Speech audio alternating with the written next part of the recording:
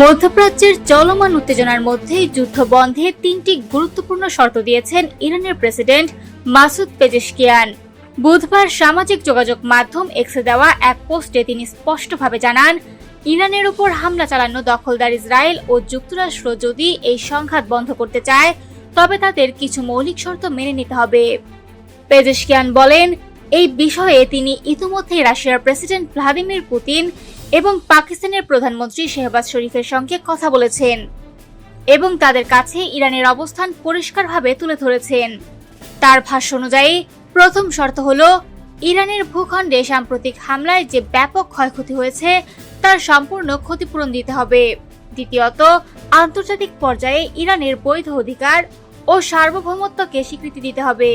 আর তৃতীয়ত, ভবিষ্যতে ইরানের বিরুদ্ধে ইসরায়েল ও যুক্তরাষ্ট্র কোনো ধরনের আগ্রাসন বা সামরিক হামলা চালাবে না। এই বিষয়ে শক্তিশালী আন্তর্জাতিক গ্যারান্টি নিশ্চিত করতে হবে।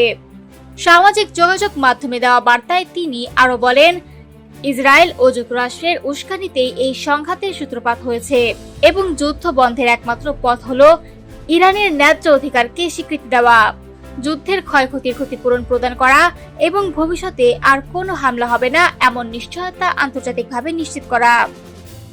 বিশ্লেষকদের মতে, ইরানের এই অবস্থান মধ্যপ্রাচ্যের বর্তমান উত্তেজনাপূর্ণ পরিস্থিতিতে নতুন কূটনৈতিক সমীকরণ তৈরি করতে পারে। তবে যুক্তরাষ্ট্র ও ইসরায়েল এই শর্তগুলোর প্রতি কী ধরনের প্রতিক্রিয়া জানায় সেটি এখন আন্তর্জাতিক রাজনীতিতে সবচেয়ে গুরুত্বপূর্ণ প্রশ্ন হয়ে উঠেছে।